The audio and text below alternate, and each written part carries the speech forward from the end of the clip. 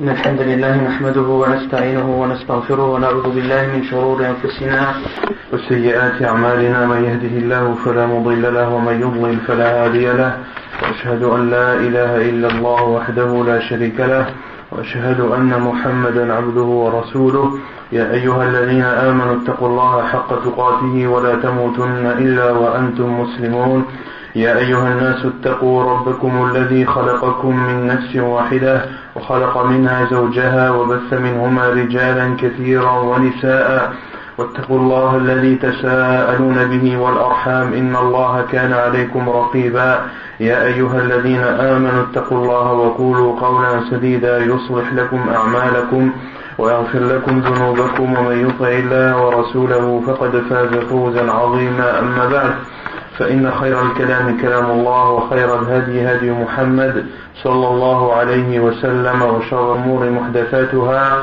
وكل محدثة بدعة وكل بدعة ضلالة وكل ضلالة في النار. Toujours dans l'explication du livre Al-Wajiz fi fiqh sunnati wal kitab al-aziz, l'essentiel dans la compréhension du livre et de la sunna du prophète sallallahu alayhi wa sallam.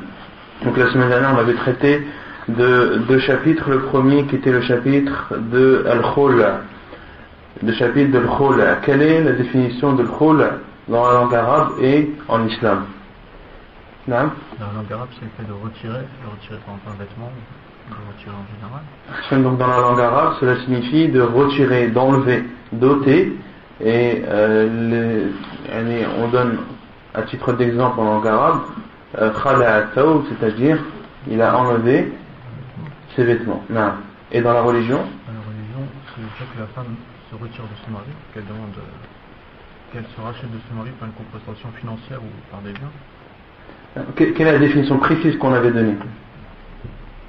C'est la séparation de l'homme avec sa femme avec une compensation financière. Avec une compensation financière que l'homme prend de sa femme. Et on avait dit que celui qui a la possibilité de prononcer le divorce ou de prononcer la séparation, c'est toujours l'homme et non la femme, et cela n'empêche pas ou n'interdit pas à la femme, si cela est justifié, qu'elle demande le divorce ou qu'elle demande la séparation. De demander est une chose, mais de prononcer le divorce ou la séparation, c'en est une autre. Il faut bien séparer ces deux aspects. Ensuite, on avait parlé de le fait que Al-Khul' est légiféré en islam. Quelle est la preuve que cette séparation entre un mari et sa femme, avec une compensation financière qui est donnée à l'homme, quelle est la preuve que cela est légiféré dans notre religion? Quelle est la preuve? Déjà, est-ce qu'il y a une preuve dans le Coran? Une preuve dans le Coran ou pas? Oui. Quelle est cette preuve? Quelle est cette preuve? وَلَا يَحِلُّ لَكُمْ أَن تَأْخُذُوا مِمَّا آتَيْتُمُوهُنَّ شَيْئًا إِلَّا أَن يَخَافَا أَلَّا يُقِيمَ حُدُودَ اللَّهِ فَإِنْ خِفْتُمْ أَلَّا يُقِيمَ حُدُودَ اللَّهِ فَلَا جُنَاحَ عَلَيْهِمَا فِيمَا افْتَدَتْ بِهِ. Alors Santana a dit, et il ne vous est pas autorisé de prendre ou de reprendre ce que vous avez donné à vos femmes comme dot, sauf si vous avez peur de dépasser les limites d'Allah Azza wa Jal en restant ensemble. Dans ce cas, Allah Santana a dit, فَلَا جُنَاحَ عَلَيْهِمَا فِيمَا افْتَدَتْ بِهِ. Il n'y a pas de mal pour eux, c'est-à-dire pour l'homme et sa femme, de se séparer فِيمَا افْتَدَتْ بِهِ, avec la compensation que la femme donne à son mari. Et dans la sunna du prophète sallallahu alayhi wa sallam, on avait cité le hadith de Thabit ibn Qais radiyallahu anhu. Qu'est-ce qui est stipulé dans ce hadith? La femme qui veut divorcer, qui est... Mais est-ce que c'est le hadith de Thabit ibn Qais? Non. C'est le hadith qui parle de Thabit ibn Qais et de sa femme, mais le hadith c'est le hadith de Ibn Abbas radiyallahu anhuma. Donc dans ce hadith, qu'est-ce qui est cité? la femme de Thabit ibn Qais se rend chez le prophète sallallahu alayhi wa sallam, explique sa situation avec son époux, qu'elle peut plus vivre, qu'elle a peur de la mécréance en islam, et qu'elle veut se séparer de son mari. Donc le prophète sallallahu alayhi wa sallam lui ordonne de rendre le verger qu'il lui avait donné. Donc elle accepte de le rendre et Thabit ibn Qais accepte la séparation. Non. Donc c'est le hadith de Abdullah ibn Abbas où la femme de Qais ibn Thabit radiyallahu anhu, Thabit ibn Qais ibn Shammash, sa femme a demandé au prophète sallallahu alayhi wa sallam, il a dit: ô envoyé d'Allah, je ne reproche à Thabit ibn Qais je ne reproche rien ni dans sa religion ni dans son comportement, sauf ou si ce n'est que j'ai peur de la mécréance. Et on avait expliqué le terme mécréance ici dans ce hadith qui signifie l'ingratitude, elle avait peur d'être ingrate avec son mari, et on avait cité les raisons de cela, et le prophète sallallahu alayhi wa sallam lui a demandé: Ataruddina alayhi hadiqatah, est-ce que tu lui rends son jardin ou le verger qu'il t'a donné comme dot? Elle a dit oui, et le prophète sallallahu alayhi wa sallam a alors ordonné à Thabit ibn Qais radiyallahu anhu de se séparer d'elle. Et on avait donc, c'est légiféré certes, mais cela peut être interdit. Dans quel cas est-ce qu'il est interdit de demander al-khula? Si il n'y a pas de justification, si cette demande n'est pas justifiée, dans ce cas la femme commet alors un grand péché, et elle entre dans plusieurs hadiths que le prophète sallallahu alayhi wa sallam a cités. Dans l'un, le prophète sallallahu alayhi wa sallam dit qu'elle ne sentira pas l'odeur du paradis, celle qui demande le divorce à son mari sans justification, sans raison valable. Le prophète sallallahu alayhi wa sallam a dit lam tarih ra'ihat al-jannah. Et dans un autre hadith, le prophète sallallahu alayhi wa sallam a dit al-mutakhalli'atu hunna al-munafiqat, celles qui demandent al-khul sans que cela soit justifié. Le prophète sallallahu alayhi wa sallam a dit ce sont elles les hypocrites.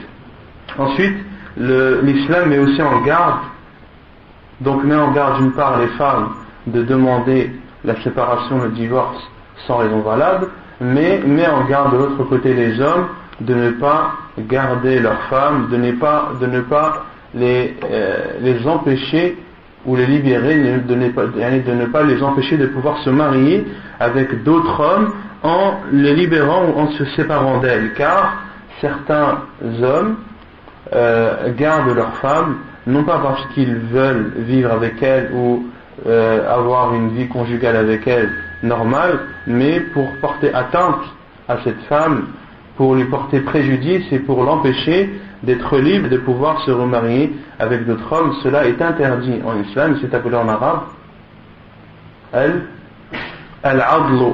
Al-adlu, wa la ta'duluhunna litadhhabu bi ba'd ma ataytumuhun. Allah subhanahu wa ta'ala dit, et ne les emprisonnez pas, ne les gardez pas, pour simple raison ou pour unique raison de justifier l'argent que vous leur avez donné ou les biens que vous leur avez donné. Wa la ta'duluhunna litadhhabu bima ataytumuhun. Et le prophète et Allah subhanahu wa ta'ala dit ya ayyuhan nabiy wa idha talaqtumun nisa fatalliquhunna wa idha talaqtumun nisa fabalaghna ajalahun famsikuhunna bima'rufin aw sarrihuhunna bima'ruf. نعم فامسكوهن بمعروف أو فارقوهن بمعروف. Allah subhanahu wa ta'ala dit, et lorsque vous divorcez de vos femmes et que la durée d'attente a été terminée ou est terminée, alors soit vous les gardez dans le bien ou soit vous les libérez ou vous vous en séparez dans le bien. Donc ne pas la garder dans le mal, c'est-à-dire dans le simple fait de ne pas la divorcer, qu'elle reste sa femme uniquement pour l'empêcher de faire sa vie avec un autre homme. Et ensuite on avait parlé de khul, et on avait dit que ce n'était pas considéré comme un divorce, mais c'est une séparation qui n'est pas considérée comme un divorce. Et on avait cité les preuves de cela, les preuves qu'a cité l'imam Ibn al-Qayyim rahimahullah ta'ala, dans son livre Zadul Ma'ad fi Hadi Khayr al-Ibad. Et dans ce livre, l'imam Ibn al-Qayyim rahimahullah a cité 3 arguments qui prouvent que al-khul n'est pas un divorce. Et cela prouve la différence entre ces deux. Donc on avait cité les 3 preuves que al-khul n'était pas considéré comme un divorce. Donc la première preuve, c'est que quelle est la différence plutôt entre al-khul et al-talaq et le divorce? La première, c'est que dans le divorce, l'homme a le droit de récupérer sa femme, de reprendre sa femme pendant la période de idda. La deuxième, c'est que l'homme, ou plutôt que cela est, que l'homme a le droit de divorcer de sa femme au maximum 3 fois de suite, et que après la 3e fois, il ne pourra se remarier avec elle qu'après qu'elle se soit mariée avec un autre homme et que le mariage soit consommé. Et la 3e chose qui différencie al-talaq, le divorce, de l'khul, c'est que la idda dans le divorce est de 3 menstrues. Et concernant al-khul, la différence sur le premier point qui était que l'homme a le droit de la récupérer durant la période, dans le khul, pendant le khul, il n'y a pas de raja'a. Il n'y a pas de récupération possible pour l'homme pendant la idda de sa femme lorsqu'il se sépare avec elle en utilisant al-khul, en faisant al-khul. Et ceci est rapporté dans la sunna du prophète sallallahu alayhi wa sallam et à l'unanimité des savants, comme on l'a vu la semaine dernière. Et concernant al-idda, on avait dit que al-idda, lorsque al-khul est prononcé, lorsque la séparation avec une compensation financière est prononcée, que la idda est de une menstrue et non 3. Et le 3e point, qui est que après un 2e divorce suivi d'un khul, il est autorisé de divorcer une 3e fois. Que après 2 divorces suivis d'un khul, il est autorisé dans le Coran, cela est cité dans le Coran, il est autorisé de divorcer de sa femme une 3e fois. C'est-à-dire, je comprends pas parce qu'ils sont obligés de refaire un acte. Non, de faire un acte, on ne remet pas ça en question. Et une des différences entre al-khul et al-talaq, c'est que celui qui divorce 3 fois de sa femme, qu'est-ce qu'il fait? Elle est obligée de se marier avec un autre homme, et de consommer le mariage, un mariage sincère, et de divorcer. Ce qui prouve que al-khul n'est pas un divorce, c'est que après 2 divorces, donc un homme qui a divorcé de sa femme 2 fois, puis la 3e fois il ne la divorce pas mais fait al-khul, elle demande la séparation en donnant une compensation financière. L'homme accepte, la période des 1 mois d'attente est terminée. Est-ce qu'ils sont encore mariés et femmes? Non. Est-ce qu'il a le droit de se remarier après avec elle? Oui. Il a le droit de se remarier. S'il a le droit de se remarier avec elle, c'est que al-khul n'est pas un divorce, car si c'était un divorce, elle aurait dû se remarier avec un autre homme. Donc si il a la possibilité de la récupérer après 2 divorces et après un khul, c'est que le khul n'est pas considéré comme un divorce.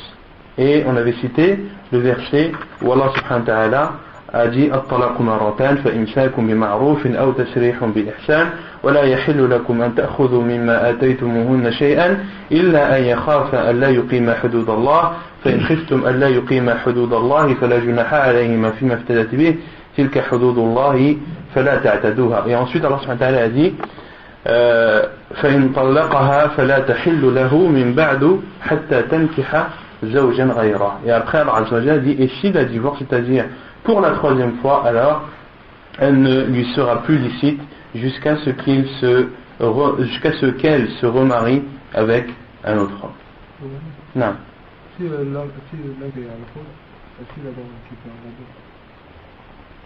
Si l'homme si l'homme fait le khul', la définition même de le khul', c'est qu'il doit y avoir une compensation. Il doit y avoir une compensation financière. Donc l'homme a le droit de demander de récupérer la dot qu'il avait donnée à sa femme. Non. Quand il se remarie, le compteur revient à zéro, il peut encore la divorcer 3 fois. Non.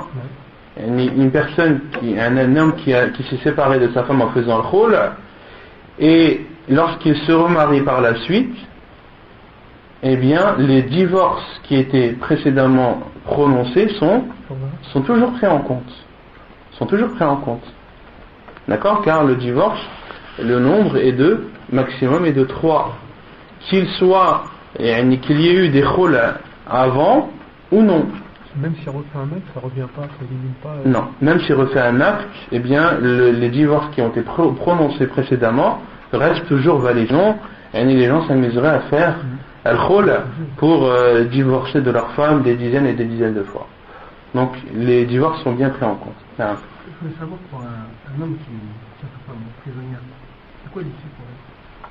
S'il donne une santé, c'est pas la divorcer. S'il s'entête et si l'homme emprisonne sa femme et que cela est prouvé, est avéré, eh bien la femme doit, lorsqu'elle est dans un pays musulman, doit soumettre son problème à un juge musulman qui fera en sorte de faire ce qu'il y a à faire. Non. Ensuite on a parlé de la idda, de la période d'attente après un divorce. On avait dit qu'en arabe, al-idda signifie le nombre ou le fait d'énumérer, de compter. Et en islam, al-idda, c'est une période dans laquelle la femme attend, avant de se remarier avec un autre homme, et ceci après que son mari soit décédé ou bien lorsque son mari se sépare d'elle. Donc c'est ce qui est appelé al-idda en islam. En islam, l'idda, c'est une période d'attente dans laquelle la femme s'abstient de se marier avec un autre homme, et cette période intervient soit après la mort de son mari ou soit après la séparation sa séparation avec son mari. Et on avait dit qu'il y avait plusieurs sortes de idda. Tout d'abord, la idda concernant la veuve. La idda concernant la veuve, il y a combien de sortes de idda, combien de périodes sont applicables chez la femme veuve? 4 mois et 10 jours. Il y en a 2. Il y a combien déjà de idda? Il y en a 2. La première, lorsque la femme perd son mari, lorsqu'il décède, alors la idda est de 4 mois et 10 jours à condition qu'elle ne soit pas enceinte. À condition qu'elle ne soit pas enceinte. Donc si c'est une veuve qui n'est pas enceinte, la idda est alors de 4 mois et de 10 jours. Par contre, si elle est enceinte, la idda, c'est la période d'attente, c'est jusqu'à l'accouchement. وَأُولَاتُ الْأَحْمَالِ أَجَلُهُنَّ أَنْ يَضَعْنَ حَمْلَهُنَّ. Et celles qui sont enceintes, comme Allah subhanahu wa ta'ala le dit, leur période d'attente, c'est le moment où elles accouchent. Et leur période d'attente, c'est jusqu'au moment où elles accouchent. Et ensuite, il y a aussi la idda, la période d'attente pour la femme divorcée. Pour la femme divorcée, il y a 2 cas, lorsque le mariage est consommé et lorsque le mariage n'a pas été consommé. Lorsque le mariage n'a pas été consommé, alors la idda est il n'y a pas de idda. Alors la idda est qu'il n'y a pas de idda. Et ceci est cité dans le Coran. Allah subhanahu wa ta'ala le cite dans le Coran. فَمَا لَكُمْ مِنْ عِدَّةٍ تَعْتَدُّونَهَا فَمَا لَكُمْ عَلَيْهِنَّ مِنْ عِدَّةٍ تَعْتَدُّونَهَا. Et lorsque la femme est divorcée et que le mariage a été consommé, alors la idda est de 3 menstrues. La idda est de 3 menstrues. Et si la femme n'a pas encore ses menstrues, ou si elle est ménopausée, c'est-à-dire qu'elle a atteint l'âge de la ménopause, c'est-à-dire l'âge où la femme qui atteint un âge avancé n'a plus de règles. Elle est appelée une femme ménopausée, et cette femme âgée, de même que la femme qui n'a pas encore eu ses règles, lorsqu'elle est divorcée, la idda est de 3 mois. La idda est de 3 mois. طيب. C'est la femme si le mariage a été consommé et qu'elle est enceinte. Non, Mahsan. Il y a aussi la femme divorcée. Il y a aussi la femme divorcée et qui est enceinte. Sa idda est... Non, sa idda dure, la période d'attente dure jusqu'à l'accouchement. La période d'attente dure jusqu'à l'accouchement. Ensuite, on avait parlé de l'ihdad. Qu'est-ce que l'ihdad? L'ihdad, c'est ce que la veuve doit respecter. C'est ce que la veuve doit respecter comme comportement lorsque elle est en période de idda. Et quelles sont les choses qu'elle doit respecter, qu'on avait cité la semaine dernière? Elle ne doit pas s'embellir, ne doit pas se parfumer, ne doit pas mettre al-kuhl, ne doit pas mettre des bijoux, et elle ne doit pas sortir. Comme le disent les savants, elle ne doit sortir qu'en cas de nécessité de jour et en cas de force majeure de nuit. Comme le dit Cheikh Ibn Uthaymin, rahimahullah ta'ala, une femme qui est en période de idda, une femme qui a une veuve qui est en période de idda, ne doit sortir de chez elle le jour qu'en cas de nécessité et la nuit qu'en cas de force majeure. Et on avait dit qu'elle ne devait pas aussi porter des vêtements colorés. On avait dit que cela concernait les vêtements qui étaient au du prophète sallallahu alayhi wa sallam, les vêtements colorés, c'est-à-dire les vêtements à qui on donnait une couleur autre que la couleur d'origine, que cela était considéré à l'époque du prophète sallallahu alayhi wa sallam comme étant des vêtements d'embellissement, des vêtements que les gens mettaient pour s'embellir. Et on avait dit aussi que al-khidab, que le fait de se teindre, de se teindre à la peau ou de se colorer la peau avec du henné, etc., cela aussi entre dans al-ihdad, et la femme veuve en état d'attente pendant la idda doit s'abstenir de tout cela. Ouais. Non. Chez elle, elle n'a pas le droit de mettre du... Non. Chez elle, elle n'a pas le droit de mettre... Même chez elle. Même chez elle. Même le parfum, etc. Les hadiths du professeur Hassan sont généraux et ils concernent la femme, quel que soit l'endroit où elle est et à n'importe quel moment du jour ou de la nuit. Ensuite, non. Il y a une exception aussi pour la purification des menstrues.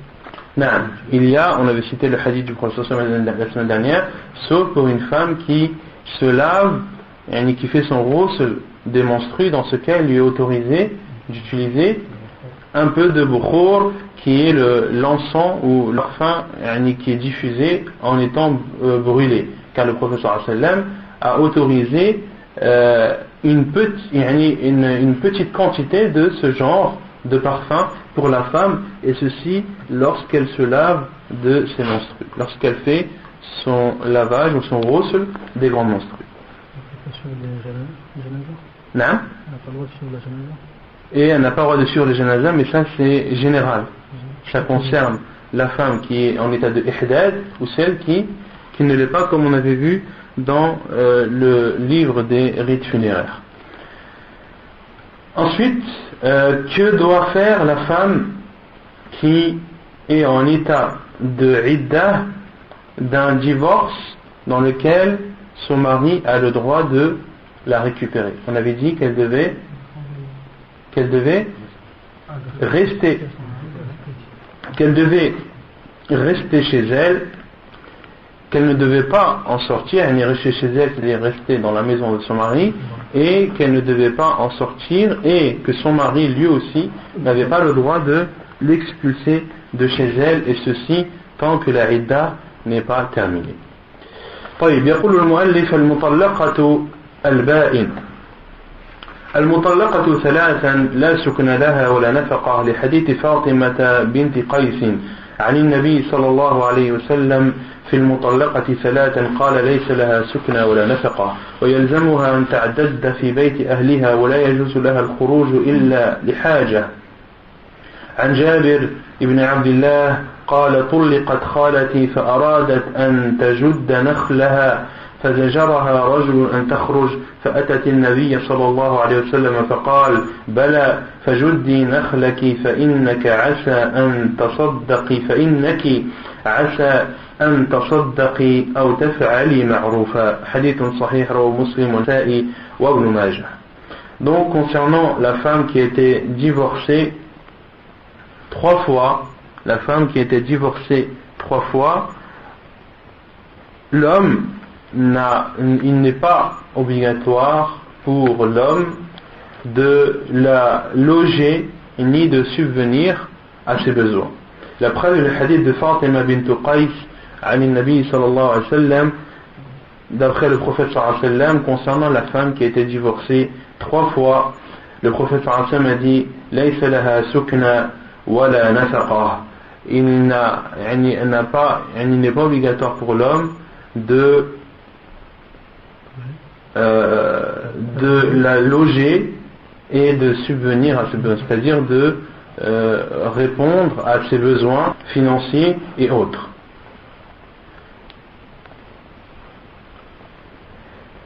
Et ceci, le hadith de Fatima bint Qais, l'auteur a cité que la fin du hadith, mais le hadith dans sa totalité, c'est que le mari de Fatima bint Qais radiyallahu anha, lorsqu'il a divorcé de sa femme 3 fois, il lui a envoyé certaines choses et elle a refusé de les accepter car elle considérait que cela n'était pas assez.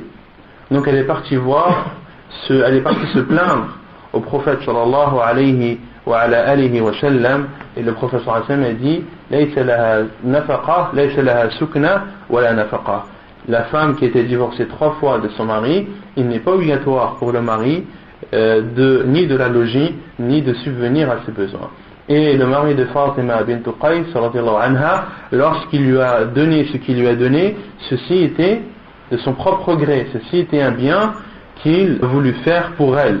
Donc lorsque l'on dit que l'homme, plutôt la femme qui a été divorcée 3 fois, que son mari n'est pas obligé, ou plutôt que son ancien mari, car ce n'est plus son mari, n'est pas obligé de la loger ni de subvenir à ses besoins, cela ne veut pas dire qu'il lui est interdit de le faire. On dit que cela n'est pas obligatoire. Mais un homme qui veut donner de l'argent ou veut loger son ancienne épouse, surtout s'il a eu des enfants avec elle, cela est bien sûr autorisé. Sauf pour un cas lorsque la femme est enceinte. Lorsque la femme est enceinte. Non. Ça veut dire les enfants doivent obligatoirement avec la femme? On verra après ça, il y a un chapitre sur ça, Inch'Allah. Il y a un chapitre qui s'appelle Al-Hadana qui va suivre juste après. Donc, sauf un cas, c'est le cas de la femme enceinte. Donc une femme qui a été divorcée de son mari 3 fois. Et au bout de la 3e fois, quand son mari l'a divorcée, elle était enceinte. D'accord? Donc là, est-ce que la idda doit être respectée lorsqu'une femme est divorcée 3 fois? Oui, elle doit être respectée dans la maison de ses parents. Dans la maison de ses parents, car une femme qui a été divorcée 3 fois n'est plus, il n'y a plus possibilité pour l'homme de la récupérer que si elle se remarie avec un autre homme et que le mariage soit consommé, un mariage sincère. Donc, la idda pour une femme qui est divorcée 3 fois, lorsqu'elle n'est pas enceinte, c'est 3 menstrues, et lorsqu'elle est enceinte, c'est jusqu'à l'accouchement. Donc, on a dit que la femme qui est divorcée 3 fois, lorsqu'elle n'est pas enceinte et que sa idda est donc de 3 menstrue, pendant cette période, est-ce que l'homme doit subvenir aux besoins de sa femme et la loger? Non, il ne lui est pas obligatoire. Et lorsqu'elle est enceinte, par contre là, il doit la loger et subvenir aux besoins de son ancienne femme, et ceci jusqu'à ce qu'elle accouche. Et la preuve, c'est la parole d'Allah subhanahu wa ta'ala lorsqu'il dit وَإِن كُنَّ أُولَاتِ حَمْلٍ فَأَنْفِقُوا عَلَيْهِنَّ حَتَّى يَضَعْنَ حَمْلَهُنَّ. Et si elles sont enceintes, alors subvenez à leurs besoins, dépensez pour elles حَتَّى يَضَعْنَ حَمْلَهُنَّ, jusqu'à ce qu'elles accouchent. Jusqu'à ce qu'elles accouchent. Et ceci, pourquoi est-ce que cela est obligatoire? Est-ce que c'est vis-à-vis de la femme ou vis-à-vis de sa grossesse? Vis-à-vis de sa grossesse, car si c'était vis-à-vis de la femme, il aurait été obligatoire au mari de la loger, de subvenir à ses besoins lorsqu'elle n'est pas enceinte. Donc ce jugement est parce que la femme est enceinte. Donc il y a donc 3 cas. Il y a la femme qui est divorcée 3 fois et qui est enceinte. Celle-ci, l'homme doit la loger et doit subvenir à ses besoins. Et il y a la femme qui est divorcée, qui n'est pas enceinte, mais d'un divorce, qui a été divorcée moins que 3 fois. Dans ce cas, son mari doit la loger et subvenir à ses besoins. Il doit la loger où? Chez lui, car il a la possibilité de la récupérer pendant cette période. Et il y a le 3e cas, qui est la femme qui est divorcée 3 fois et qui n'est pas enceinte. Elle, l'homme ou son ancien mari, n'est pas obligé ni de la loger ni de subvenir à ses besoins. ويلزمها أن تعتد في بيت أهلها ولا يجوز لها الخروج إلا لحاجة. Et il est obligatoire à cette femme qui a été divorcée 3 fois de respecter sa période d'attente dans la maison de ses parents, et il ne lui est pas autorisé de sortir sauf en cas de nécessité. عن جابر بن عبد الله قال طلقت خالتي فأرادت أن تجد نخلها فزجرها رجل أن تخرج فأتت النبي صلى الله عليه وسلم فقال بلى تجدي نخلك فإنك عسى أن تصدقي أو تفعلي معروفا. Et la preuve que cela est autorisé en cas de nécessité, c'est le hadith de Jabir ibn Abdullah radiyallahu anhu qui dit que sa tante maternelle a été divorcée, c'est-à-dire 3 fois, et elle a voulu s'occuper de ses palmiers, et un homme l'a fortement réprimandé et lui a interdit de sortir. Elle est alors partie voir le prophète sallallahu alayhi wa sallam, et le prophète sallallahu alayhi wa sallam lui a dit bala fajuddi nakhlaki. Et le prophète sallallahu alayhi wa sallam lui a dit bien au contraire, occupe-toi de tes palmiers, فإنك عسى أن تصدقي أو تفعلي معروفا, car en t'occupant de tes palmiers, tu pourras soit donner en aumône de ces dattes, ou soit alors de faire un bien. Donc les savants ont déduit de ce hadith qu'il est autorisé à la femme qui était divorcée 3 fois de sortir de la maison de ses parents dans laquelle elle respecte cette période d'attente, de sortir en cas de nécessité. طيب يقول المؤلف الاستبراء إذا استحدث الرجل ملك أمة توطأ حرم عليه الاستمتاع بها حتى يستبرئها إن كانت حاملا بوضع الحمل وإن كانت من ذوات الحيض بحيضة. Donc l'istibra qui signifie le fait de s'assurer que la femme n'est pas enceinte, ou si elle est enceinte d'attendre qu'elle accouche. Et ceci concerne au temps du prophète sallallahu alayhi wa sallam, lorsque l'homme pouvait, ou lorsqu'un homme pouvait avoir en sa possession une esclave, chose qui n'est plus possible à notre époque, Et l'auteur dit, lorsqu'un homme achète une esclave avec laquelle il peut avoir des rapports, il lui est interdit d'avoir des rapports avec elle jusqu'à ce qu'il fasse al-istibra. Que signifie faire al-istibra? Si elle est enceinte, c'est d'attendre qu'elle accouche, et si elle fait partie des femmes qui ont leur menstru, alors d'attendre une période de menstru. Une période de menstru, car la femme, lorsqu'elle a ses menstrues, cela prouve qu'elle n'est pas enceinte. عن رويفع بنت ثابت أن النبي صلى الله عليه وسلم قال من كان يؤمن بالله واليوم الآخر فلا يسقي ماءه ولد غيره فلا يسقي ماءه ولد غيره. حديث حسن رواه الترمذي وأبو داود. وعن أبي سعيد أن النبي صلى الله عليه وسلم قال في سبي أو طاس لا توطى حامل حتى تضع ولا غير حامل حتى تحيض حيضة.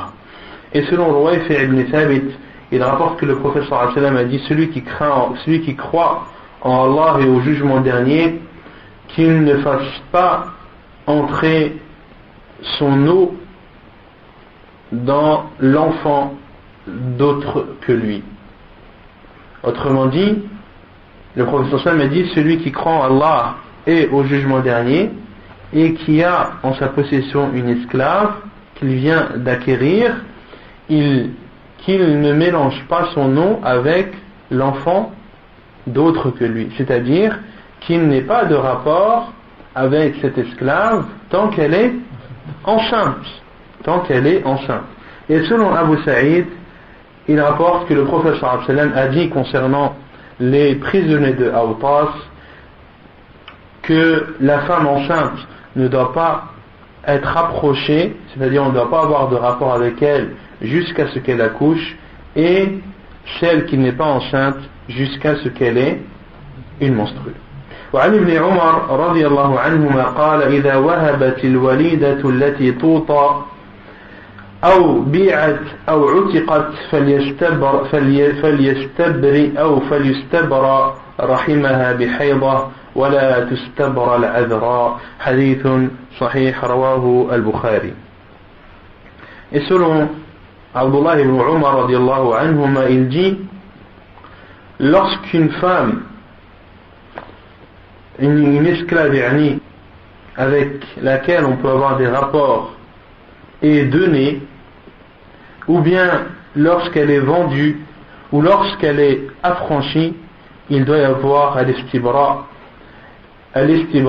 qui doit se faire en attendant une période de menstru. وَلَا تُسْتَبْرَ الْعَذْرَى.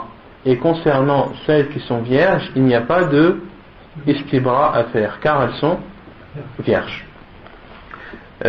Authentique, c'est une parole authentique de Abdullah ibn Umar radiallahu anhu, rapportée dans Al-Bukhari. Ensuite, l'auteur parle du chapitre de l'Hadana. Al-Hadana, ta'rifuha hiya hifdhu at-tifli amma yadurruhu wal qiyam bi masalihi. Qu'est-ce que l'Hadana en islam? Al-Hadana signifie, comme l'auteur le dit, c'est préserver l'enfant de ce qui peut le nuire et de s'acquitter de ce qui est bénéfique pour lui.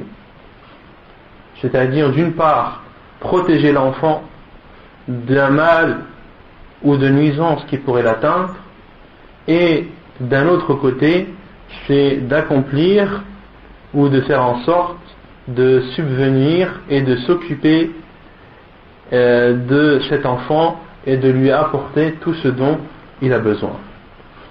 وإذا فارق الرجل زوجته وله منها ولد فهي أحق به إلى 7 سنين ما لم تتزوج فإذا بلغ 7 سنين خير بين أبويه فأيهما اختار ذهب به. Lorsqu'un homme se sépare de sa femme et qu'il a avec elle un enfant, فهي أحق به إلى 7 سنين, la femme a le plus le droit de garder cet enfant jusqu'à ce que l'enfant atteigne l'âge de 7 ans. ما لم تتزوج, et ceci tant qu'elle ne s'est pas remariée. فإذا بلغ 7 سنين خير بين أبويه, et lorsque l'enfant atteint l'âge de 7 ans, alors on lui demande de choisir entre son père et sa mère, فأيهما اختار ذهب به, et celui ou celle qu'il aura choisi, il restera avec lui ou avec elle. عن عمرو بن شعيب عن أبيه عن جده أن امرأة قالت يا رسول الله إن ابني هذا كان بطني له وعاء وثدي له سقاء وحجري له حواء وإن أباه طلقني وأراد أن ينتزعه مني فقال لها رسول الله صلى الله عليه وسلم أنت أحق به ما لم تنكحي. حديث حسن رواه أبو داود. Selon Amr ibn Shu'ayb, selon son père, selon son grand-père, qu'une femme a dit: ô envoyé d'Allah, mon enfant et mon ventre était pour mon enfant une protection, et mes seins étaient pour lui pas de la nourriture, mais mes seins lui donnaient à boire, mes seins étaient sa source de boisson, et mes cuisses étaient pour lui des consolations, et son père a divorcé de moi et il veut me le prendre. فقال لها رسول الله صلى الله عليه وسلم, et le prophète صلى الله عليه وسلم lui a dit: أنت أحق به ما لم تنكحي, tu es celle qui a le plus le droit de le garder tant que tu ne t'es pas, ou tant que tu ne te remaries pas,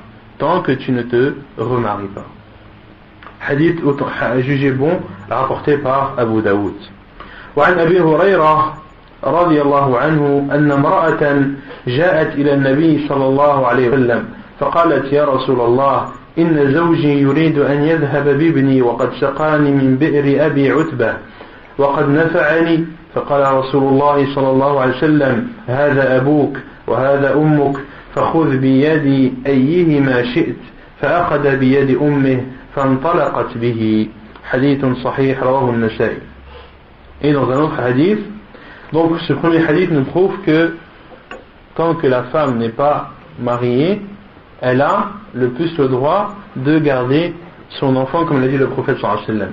Et la preuve que lorsque l'enfant a atteint un âge dans lequel il peut différencier et choisir celui de son père ou de sa mère avec qui il veut rester, que cela est qu'il part avec la personne ou l'un des deux parents qu'il aura choisi, c'est le hadith de Abu Hurairah radiyallahu anhu qui rapporte qu'une femme est venue vers le prophète sallallahu alayhi wa sallam et lui a dit: ô envoyé d'Allah, mon mari veut récupérer ou veut partir avec mon fils alors que mon fils m'aidait à rapporter de l'eau du puits appelé Abi Utbah. وقد نفعني, et il m'a apporté beaucoup d'aide, il m'a apporté beaucoup de services dans cela. Et le prophète sallallahu alayhi wa sallam, autrement dit, cette mère avait besoin de son enfant, avait besoin de son fils qui lui rendait beaucoup de services, et entre autres à apporter de l'eau ou récupérer de l'eau de ce puits et le ramener chez lui.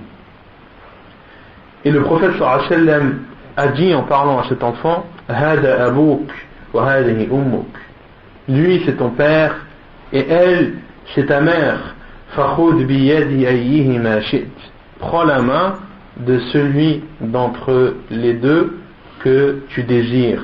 Fa'akhadha bi yadi ummi, il a pris la main de sa mère. Fantalaqat bihi, et elle est partie avec lui. Il a pris la main de sa mère et elle est partie avec lui. Autrement dit, le prophète sallallahu alayhi wa sallam lui a jugé ou a statué que la personne ou l'un des deux parents que l'enfant aura choisi, que ce parent repartira avec cet enfant. Et dans ce hadith, le prophète sallallahu alayhi wa sallam a jugé cela, et lorsque la femme est partie, l'homme n'a pas contredit le jugement du prophète sallallahu alayhi wa sallam, car Allah subhanahu wa ta'ala a dit: وما كان لمؤمن ولا مؤمنة إذا قضى الله ورسوله أمرا أن يكون لهم الخيرة من أمرهم. Il n'appartient pas ni aux croyants ni aux croyantes lorsque Allah subhanahu wa ta'ala et son prophète sallallahu alayhi wa sallam ont jugé une chose d'avoir encore le choix sur ce qu'ils veulent ou non. Lorsque Allah subhanahu wa ta'ala et son prophète sallallahu alayhi wa sallam ont jugé une chose, les croyants et les croyantes n'ont plus de choix, n'ont plus de possibilité de choisir entre le jugement d'Allah et ce qu'ils désirent eux. Non. La femme divorcée, elle se remarie et l'enfant n'a pas encore atteint l'âge de 7 ans. Comment ça se passe parce qu'il n'a pas encore âge pour choisir avec qui il veut vivre?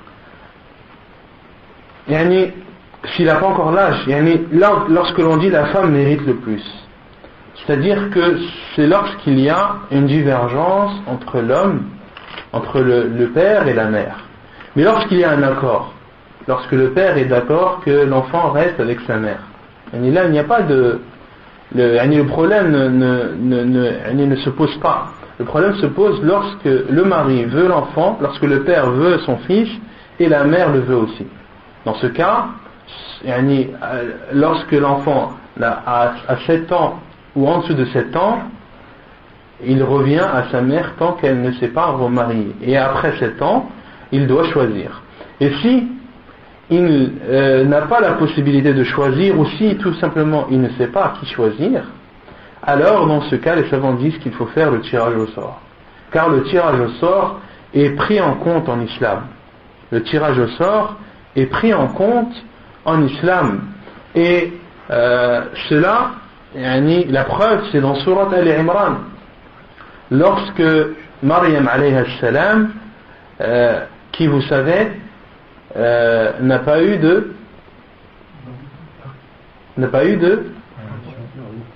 mari. Et lorsqu'elle est née, il n'y avait pas, elle était orpheline. Maryam alayhi salam était une orpheline. Et beaucoup d'hommes voulaient la prendre sous leur responsabilité. Car il y a une grande récompense, dans les religions précédentes et dans la nôtre, spécialement sur le fait de s'occuper des orphelins. Il y a des bienfaits immenses et une récompense immense pour celui qui préserve les biens des orphelins et subvient à leurs besoins. Et donc, plusieurs hommes voulaient prendre en charge Maryam alayhi salam. Et un tirage au sort a été accompli ou a été fait, et qui a gagné dans ce tirage au sort? فَكَفَّلَهَا Zakaria. Et c'est Zakaria alayhi salam qui a été, qui est sorti de ce tirage au sort et qui a pris en charge Maryam alayhi salam. فَكَفَّلَهَا Zakaria. Donc ici les savants ont déduit que le tirage au sort est pris en compte en islam et que le résultat du tirage au sort doit être respecté. Et Zakaria alayhi salam qui n'était autre que le mari de la tante maternelle de Maryam alayhi salam. C'était le mari de sa tante maternelle.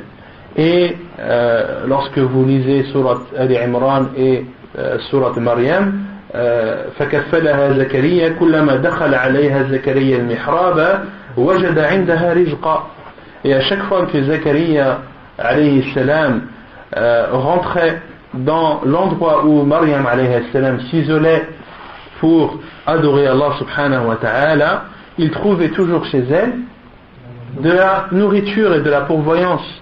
وجد عندها رزقا قال أن يكون قال فكفلها زكريا كلما دخل عليها زكريا المحراب وجد عندها رزقا قال أن لك هذا قالت هو من عند الله. Et il lui disait mais d'où te provient cela? Elle lui a répondu que cela provenait d'Allah subhanahu wa ta'ala. Donc tout ça pour en revenir au fait que le tirage au sort en islam est pris en compte est valide. Yunus aussi, non? Non? Yunus, il n'a pas fait de tirage au sort, est-ce que oui? Si Yunus aussi, alayhi salam, lorsque le bateau était trop chargé, qu'il fallait qu'il y ait des personnes en moins, et ils ont utilisé le tirage au sort. Et Yunus alayhi salam a été celui qui a dû se jeter à l'eau et est rentré dans le ventre du poisson, comme vous connaissez tous l'histoire. Taïb. Donc ainsi se termine le livre du mariage, le livre Al-Wajiz. Pas de questions sur ce chapitre? Non. Je voulais savoir au niveau de la garde, c'est-à-dire que la mère elle garde l'enfant exclusivement. Le père n'a pas le droit de l'avoir de temps en temps. Non, là on parle du fait de vivre avec. Si la femme a la garde ou désire garder son enfant avec lui, est-ce que cela empêche le père de le visiter ou de l'avoir de temps en temps?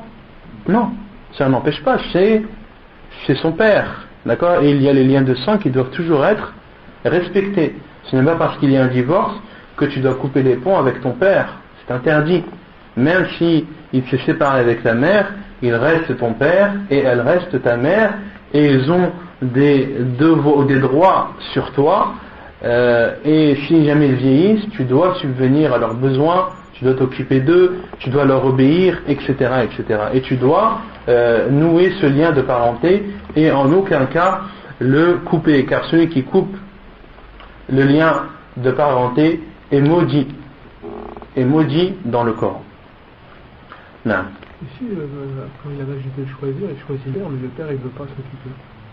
Est-ce qu'il est obligé? C'est obligé pour lui, s'il a été choisi. Les savants disent que lorsque l'un est choisi, il doit s'occuper de lui contre son gré. Obligatoirement. Si dans le tirage au sort, c'est la femme qui a été choisie qu'elle ne veut pas, elle doit accepter. Et pareil pour le mari. Si tout le monde faisait ce qu'il voulait, on ne s'en sortirait plus. Si la femme ne voulait pas, elle n'a pas besoin de tirage au sort. Non, après c'est là si les deux ne veulent pas, par exemple. Là si les deux ne veulent pas. Non, tu fais le tirage au sort. Parce que l'enfant ne peut pas être laissé comme ça entre les deux sans qu'on s'occupe de lui ni qu'on le protège. Et al-hadana est obligatoire en islam. Le fait de protéger l'enfant du mal et des nuisances et de subvenir à ses besoins et de lui donner tout ce dont il a besoin, c'est une obligation en islam. Non. Est-ce qu'il peut y avoir un accord entre l'homme et la femme? Bien sûr, après tous les accords sont possibles. Là, les jugements que l'on a cités là, c'est en cas de conflit. En cas de conflit où il faut statuer et juger et avoir une parole ferme et claire qui donne la garde ou la responsabilité à l'un ou à l'autre. Allah Allah. Et chez la mère, ils n'ont pas trouvé d'accord. La mère, elle prive l'enfant de voir son mari. C'est bien interdit. Il est interdit à une mère d'interdire à son mari ou à son ancien mari de voir son fils, ni d'interdire à son fils de voir son père. Car cela est un appel à couper les liens. C'est un appel à couper les liens, cela est interdit en islam. Donc, si admettons, la mère a fait son fils, et quelques temps après, la mère décède, c'est le père qui reprend. Bien sûr. Si la mère décède, après la garde devient obligatoire pour le mari. Car l'enfant, comme je vous l'ai dit, ne peut pas être laissé en suspens comme cela sans que personne ne le prenne en charge. Non. Par rapport à un rôle, la femme elle a le choix entre un bien ou de l'argent? Non, elle a le choix, concernant le rôle, la compensation peut être une compensation financière ou une compensation matérielle. Et la preuve, c'est que le prophète sallam, dans le hadith de la femme de Qais ibn Thabit, le prophète sallam lui a dit Ataruddin alayhi hadiqata, est-ce que tu lui rends son jardin? Donc c'est bien quelque chose de matériel. Non, Allah Allah.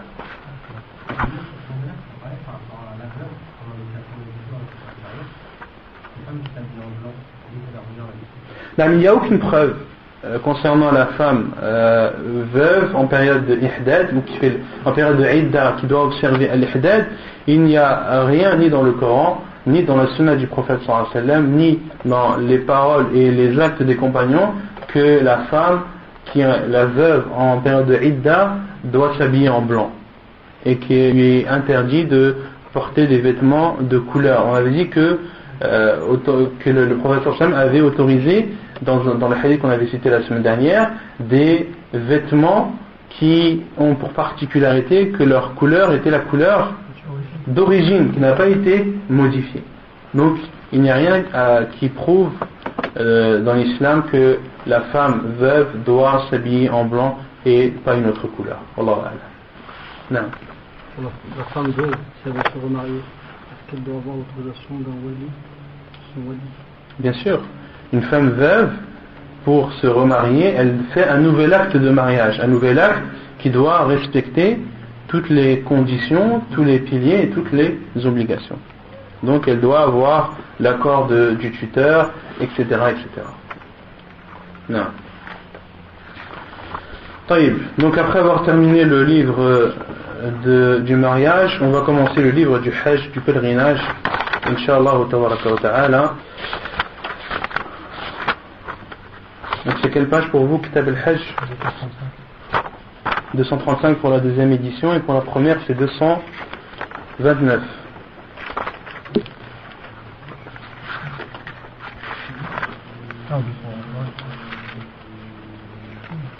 Non 23. Non, 27. Tout dépend.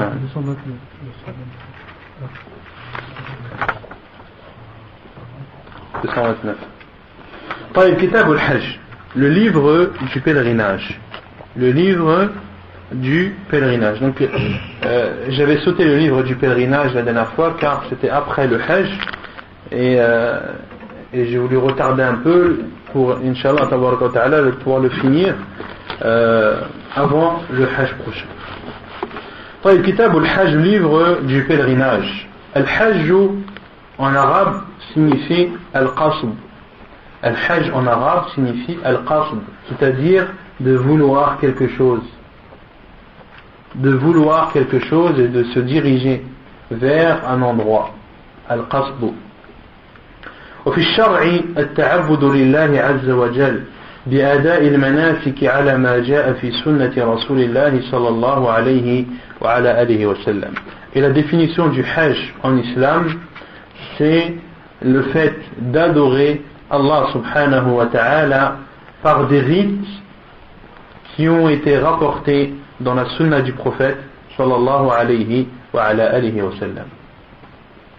Donc al-Hajj en islam, c'est d'adorer Allah subhanahu wa ta'ala par des rites qui ont été rapportés dans la sunna du prophète sallallahu alayhi wa ala alihi wa sallam.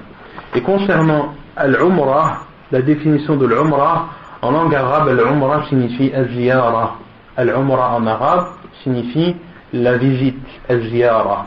Et en islam, al-Umrah, c'est d'adorer Allah subhanahu wa ta'ala, huwa at-ta'abbudu lillahi tabaraka wa ta'ala bit-tawaf bil-bayt wa bis-safa wal-marwa wal-halq aw at-taqsir. Donc en islam, al-Umrah, c'est d'adorer Allah subhanahu wa ta'ala en faisant le tawaf autour de la Kaaba, en faisant les tournées autour de la Kaaba, en faisant as-sa'yu bayna as-safa wal-marwa, en faisant les allées et venues entre le mont As-Safa et le mont Al-Marwa, et soit de se raser la tête ou soit de se raccourcir les cheveux, soit de raser les cheveux ou soit de les raccourcir. Donc c'est la définition de la Umrah en islam.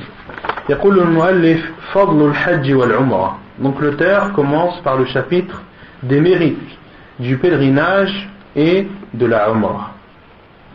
عن أبي هريرة رضي الله عنه أن رسول الله صلى الله عليه وسلم قال العمرة إلى العمرة كفارة لما بينهما والحج المبرور ليس له جزاء إلا الجنة. Selon Abu Huraira radiyallahu anhu, le prophète sallallahu alayhi wa sallam a dit entre la Umrah, ou plutôt la Umrah jusqu'à la Umrah, il y a une expiation entre les deux. Il y a une expiation entre les deux. Et le pèlerinage pieux n'a d'autre récompense que le paradis. Hadith authentique rapporté par Al-Bukhari et Muslim.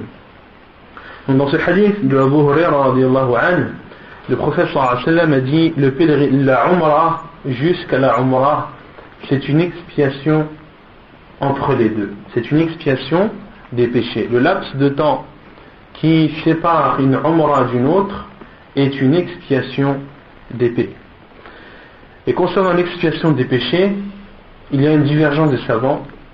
Certains savants disent que cette expiation concerne les grands et les petits péchés.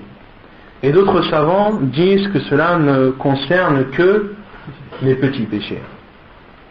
Concernant les savants qui disent que cela ne concerne que les petits péchés, ils ont pour preuve le hadith du prophète sallallahu alayhi wa sallam que l'on avait cité ou que l'on a cité plusieurs fois, as-salawatul khams wa al-jumu'atu ila al-jumu'ah wa ramadan ila ramadan kaffaratun lima baynahuma kaffaratun lima baynahum majtunibat al-kaba'ir ou kama qala sallallahu alayhi wa sallam. Le hadith qu'on a cité plusieurs fois, les 5 prières le vendredi, du vendredi au vendredi, du ramadan au ramadan, il y a une expiation entre les deux, et le professeur Hassan a donné comme condition majtuni al-kaba'ir, tant que les grands péchés sont abstenus. Tant que les grands péchés sont abstenus. Donc dans ce hadith, le professeur Hassan donne pour condition que pour que les prières, les 5 prières, le laps de temps qui sépare les 5 prières, le laps de temps qui sépare la prière du vendredi ou le vendredi à l'autre vendredi, et le laps de temps qui sépare un ramadan de l'autre ramadan, sont des expiations de péché à condition que la personne ne fasse pas de grands péchés. Et ils disent que le professeur Hassan ici a parlé de la prière, qui est le pilier le pilier pratique, le plus important après l'attestation qu'il n'y a de vraie divinité qu'Allah subhanahu wa ta'ala. Et pour que les péchés soient expiés entre les prières, il faut que les grands péchés soient abstenus. Donc si ce bienfait, si le fait de pardonner les péchés ne concerne que les petits en matière de prière, qui est plus importante que la Umrah et le Hajj, alors il est encore plus logique et plus vraisemblable que l'expiation qui est citée dans ce hadith où le prophète sallallahu alayhi wa sallam dit la Umrah jusqu'à la Umrah, c'est une expiation entre les deux, que cela concerne les petits péchés et non les grands. Donc ça c'est le premier avis des savants. Et le second avis est le fait que cela englobe tous les péchés, qu'ils soient grands ou petits. Et c'est notamment l'avis de Cheikh, le premier avis c'est l'avis de Cheikh Ibn Uthaymin et d'autres savants, et le second c'est l'avis de Cheikh Al-Albani rahimahullah et d'autres savants aussi. Et leur preuve, ils disent qu'il ne faut pas se restreindre à ce hadith où le prophète sallallahu alayhi wa sallam a dit les 5 prières, le vendredi au vendredi, le ramadan et ramadan sont des expiations de péché tant que les grands sont abstenus. Car il y a d'autres hadiths du prophète sallallahu alayhi wa sallam où l'on comprend que l'expiation englobe à la fois les petits et les grands. Et il cite, pour exemple, le hadith du prophète sallallahu alayhi wa sallam lorsqu'il dit, en parlant à ses compagnons, ne voyez-vous pas qu'un homme qui a une rivière devant sa porte et qui se lave de cette rivière 5 fois par jour, est-ce qu'il restera sur lui est-ce qu'il restera encore de la saleté sur lui? Et je dis non, ô envoyé d'Allah. Et le professeur Hassan a dit il en est ainsi pour les 5 prières. elles effacent les péchés. Il en est ainsi pour les 5 prières, elles effacent les péchés. Et il cite également le hadith du prophète sallallahu alayhi wa sallam, Man hajja lillahi falam yarfut wa lam yafsuq raja'a ka yawmi waladathu ummuh. L'autre hadith où le prophète sallallahu alayhi wa sallam a dit, celui qui fait le pèlerinage pour Allah et délaisse al-rafath, qui est le fait d'avoir des rapports avec sa femme en état de ihram, wa lam yafsuq, et qui s'abstient de désobéir à Allah Azza wa Jal durant ce hajj, car al-fisq, c'est la perversion, c'est la déviation de l'obéissance. Celui qui dévie de l'obéissance est considéré comme pervers. Et le prophète sallallahu alayhi wa sallam a dit, celui qui fait le pèlerinage pour Allah et dans ce pèlerinage n'a pas eu de rapport avec sa femme en état d'ihram et n'a pas fait de désobéissance à Allah Azza wa Jal, le prophète sallallahu alayhi wa sallam dit, raja'a ka yawmi waladathu ummuh, il reviendra chez lui comme le jour où sa mère l'a mis au monde. Et à nous venez, a-t-il des péchés à son compte? Non, il n'a aucun péché à son compte, ni les petits ni les grands. Et donc Cheikh Al-Albani rahimahullah dit, comment alors rassembler entre ces deux hadiths? Entre le premier hadith qui donne pour condition que les grands péchés doivent être abstenus et ces autres hadiths qui nous parlent d'une expiation des péchés, une expiation générale qui englobe à la fois les grands et les petits. Cheikh Al-Albani rahimahullah dit que l'on rassemble ces deux hadiths comme l'on rassemble le hadith sur la prière en groupe. Dans un hadith, le prophète sallallahu alayhi wa sallam dit que la prière en groupe prévaut ou est meilleure que la prière seule de 27 degrés et dans un autre hadith de 25. Et le nombre qui doit être pris en compte, c'est le nombre de 27, car le nombre de 25 est inclus dans le nombre 27. Il en est de même pour l'expiation des péchés. Allah subhanahu wa ta'ala, comme le dit Cheikh Al-Albani rahimahullah, par bonté de sa part et par miséricorde, a fait que, ou a légiféré que celui qui prie 5 prières, que ses péchés sont pardonnés. De même pour celui qui fait le pèlerinage, que ses péchés sont pardonnés. C'est un bienfait d'Allah subhanahu wa ta'ala sur cette communauté, c'est un bienfait qui ne doit pas être remis en cause. Et l'autre hadith où le prophète sallallahu alayhi wa sallam a mis comme condition que les grands péchés doivent être abstenus, et Cheikh Al-Albani rahimahullah dit que cela a été dit avant l'autre hadith. Que cela a été dit avant l'autre hadith qui parle d'expiation des péchés en général. Et il dit aussi que ce sont bienfaits d'Allah subhanahu wa ta'ala, l'un qui donne comme condition que les grands péchés doivent être abstenus, et l'autre qui englobe tous les péchés. Et le second entre dans le premier. Et le second entre dans le premier. Donc soit on considère que le second entre dans le premier, ou soit on considère tout simplement que les seconds hadiths abrogent le premier. Que les seconds hadiths abrogent le premier, car le premier étant dit avant les deux autres. Et Cheikh Al-Albani rahimahullah précise encore dans ce jugement et dit, certains vont dire, mais si vous dites cela, les gens vont se contenter uniquement de faire leurs prières, leurs 5 prières, et ils vont donner comme, ils vont soutenir leurs péchés en disant, de toute façon tout le monde fait des péchés, moi j'en fais aussi, je bois, je fume, je fais la fornication, mais de toute façon les 5 prières effacent tous les péchés, comme l'a dit le prophète sallallahu alayhi wa sallam. Et là Cheikh Al-Albani rahimahullah dit que les prières et le pèlerinage qui effacent tous les péchés, ce sont des prières que malheureusement peut-être on ne connaîtra jamais. Et ce sont des prières qui sont parfaites. C'est un hajj qui est parfait, qui est complet, une prière qui est complète. Or, la prière des gens est la plupart du temps incomplète. Comme l'a dit le prophète sallallahu alayhi wa sallam dans un hadith authentique, l'homme prie et n'a de sa prière que le 10e, que le 9e, que le 8e, que le 7e, que le 6e, que le 5e, que le quart, que la moitié. Et le prophète sallallahu alayhi wa sallam s'est arrêté à la moitié.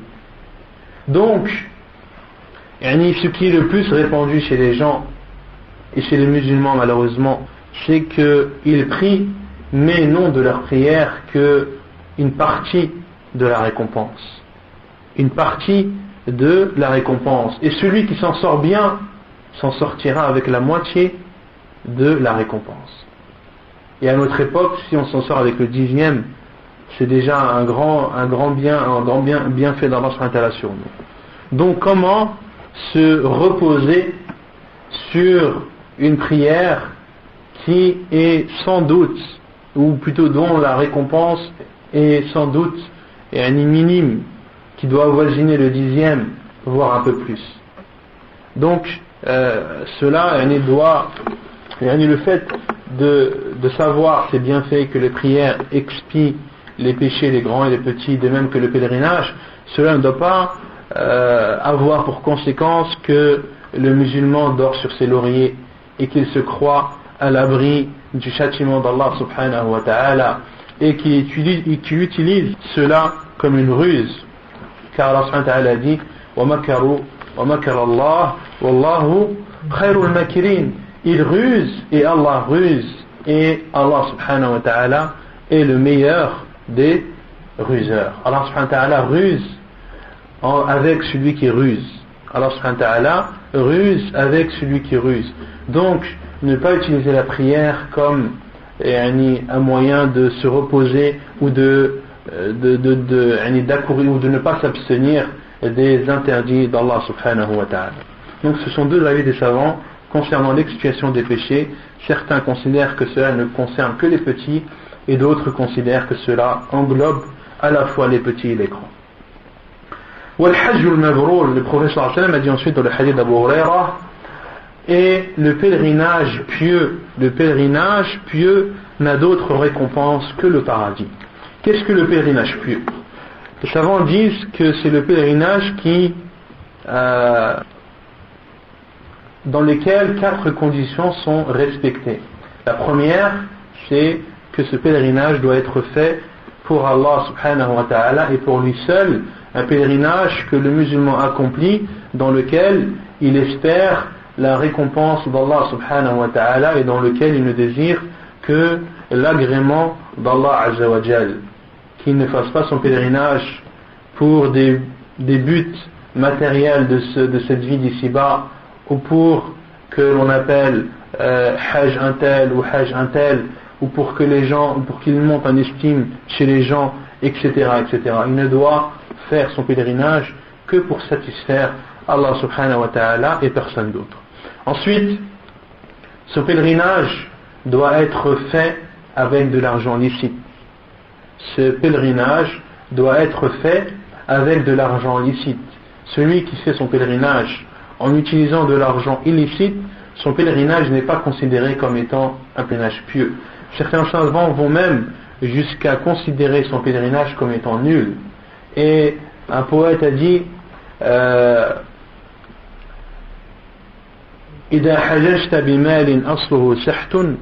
si tu fais ton pèlerinage avec un argent dont l'origine est illicite, tu n'as pas fait ton pèlerinage, mais c'est la chamelle qui a fait son pèlerinage. Car autant, à l'époque, les gens faisaient le pèlerinage sur le dos de leur chameau. Et pour dire que la personne n'a aucune récompense et que son pèlerinage n'est pas valide, à l'époque ils disaient tu n'as pas fait ton pèlerinage, mais c'est ta chamelle et ton chameau qui l'a fait. Donc ça c'est l'avis de certains savants, mais l'avis le plus sûr, wallahu a'lam, c'est que celui qui fait son pèlerinage avec de l'argent illicite, cela est interdit, certes, et cela n'est pas remis en cause, mais son pèlerinage reste valide. Car le pèlerinage, c'est une adoration dans laquelle il y a des actes que ton corps fait. il y a des rites que ton corps fait, et l'argent n'est pas une condition ni un pilier du pèlerinage. Les piliers du pèlerinage sont connus, on les verra Inch'Allah par la suite. Il y a al-Wuquf bi Arafah, il y a Tawaf al-Ifada, il y a certains rites qui sont considérés comme étant des piliers du pèlerinage, et celui qui ne les accomplit pas, son pèlerinage n'est pas valide. Mais quant à celui qui fait son pèlerinage en utilisant de l'argent illicite, il est comparable à celui qui prie en portant une bague en or. Est-ce qu'il est autorisé pour un homme de porter une bague en or? Non, cela est interdit.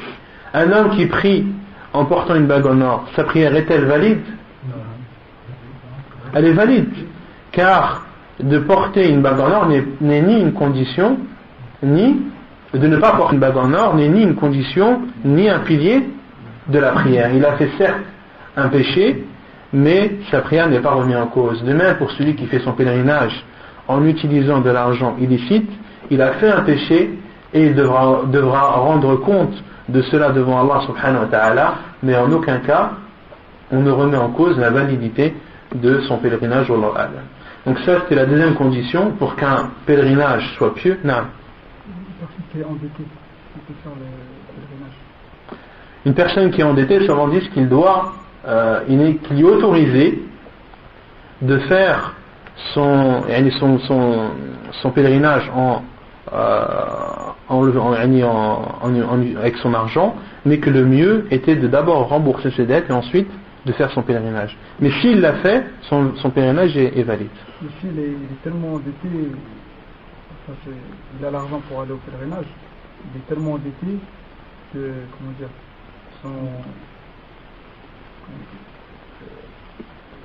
par exemple, il est endetté de 50 000 euros. Mais que tu sois endetté de 100 euros, de 100 euros ou de 50 000 euros, tu es endetté.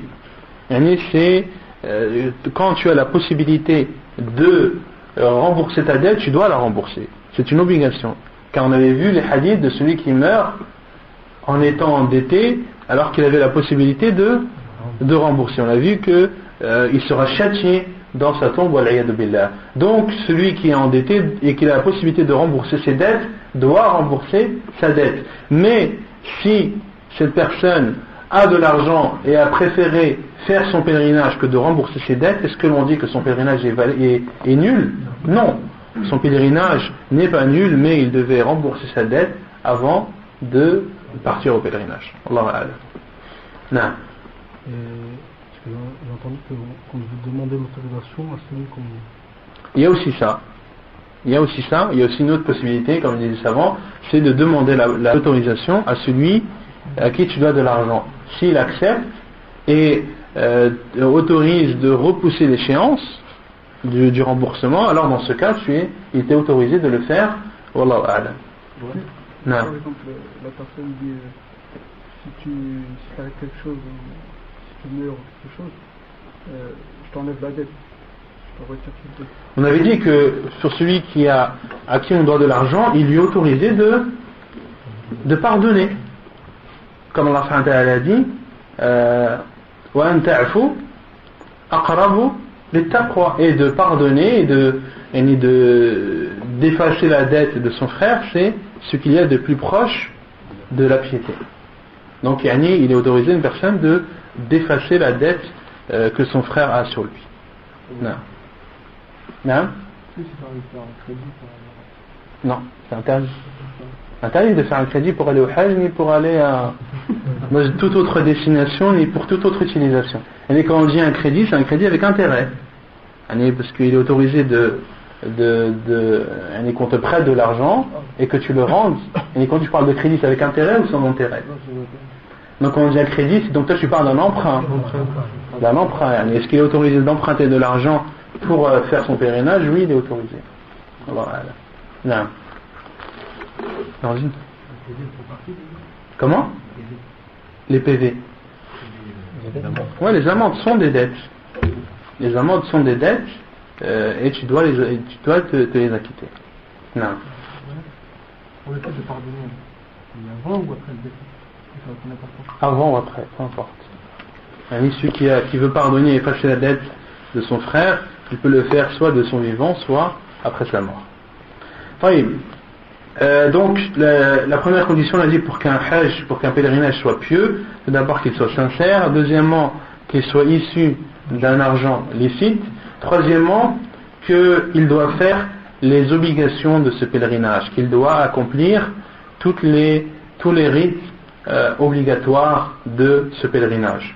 Et la quatrième condition, c'est qu'il doit s'abstenir de tous les interdits du pèlerinage. On verra Inch'Allah tout cela dans les détails. Donc déjà dans ce hadith, il y a l'encouragement du prophète sallallahu alayhi wa sallam aux musulmans de faire al-umrah et al-hajj. Dans ce hadith, il y a aussi une preuve que le pèlerinage est meilleur que la umrah, que le hajj est meilleur que la umrah. Quelle est la preuve de cela?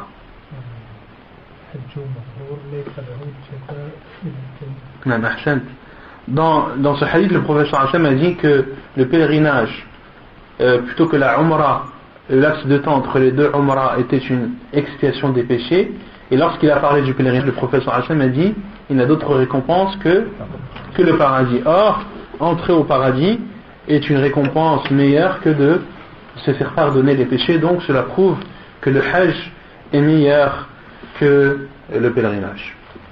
طيب وعن ابن مسعود رضي الله عنه أن رسول الله صلى الله عليه وسلم قال تابعوا بين الحج والعمرة فإنهما ينفيان الذنوب والفقر كما ينفي الكير خبث الحديد والذهب والفضة وليس لحجة مبرورة ثواب إلا الجنة. حديث صحيح رواه النسائي. Et selon Abdullah ibn Mas'ud radiyallahu anhu, le prophète sallallahu alayhi wa sallam a dit tabi'u bayna al-hajj wal-umrah, c'est-à-dire rapprocher le hajj et la umrah, rapprocher entre le hajj et la umrah. فإنهما ينفيان الذنوب والفقر. On verra Inch'Allah comment rapprocher le hajj et la umrah, notamment en faisant at-tamattu'. Car lorsque tu fais at-tamattu', tu commences d'abord par faire la umrah et ensuite de la faire suivre par al-hajj. Et le prophète sallallahu alayhi wa sallam a dit faites suivre ou rapprocher entre le pèlerinage et la umrah, car c'est-à-dire la umrah et le hajj, yanfiyani, c'est-à-dire qu'ils effacent al-dhunuba, ils effacent les péchés. Et ici il y a toujours la divergence des savants. Certains disent les grands et les petits, d'autres disent uniquement les petits. yanfiyani al-dhunuba wal-faqra, ils effacent les péchés et la pauvreté. Et les savants disent que la pauvreté ici, comme le disent ceux qui ont expliqué ce hadith, rapporté par At-Tirmidhi, parmi eux Al-Mubarak Foulé dans son livre Tuhfatul Ahwadi, Bisharh Sunan At-Tirmidhi, il dit que cela englobe la pauvreté matérielle et la pauvreté spirituelle.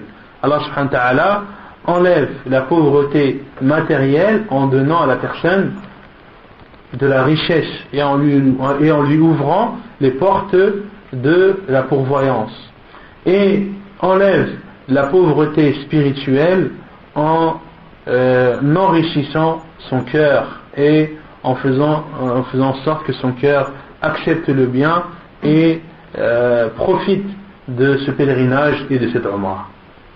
كما ينفي الكير خبث الحديد والذهب والفضة. Comme le forgeron lorsqu'il attise le feu avec lequel il nettoie le fer, l'or et l'argent, car ces matériaux, pour enlever toute saleté et toute impureté de ces métaux, il faut les brûler, et il faut que le feu soit attisé, il faut que le feu soit extrêmement chaud pour pouvoir nettoyer ces matériaux de toute impureté et de toute saleté. Comme le feu ardent enlève et purifie le fer, l'or et l'argent. Et il n'y a pour le pèlerinage pieux que de récompense que le paradis. وعن أبي هريرة رضي الله عنه قال سمعت رسول الله صلى الله عليه وسلم يقول من حج لله عز وجل فلم يرفث ولم يفسق رجع كيوم ولدته أمه.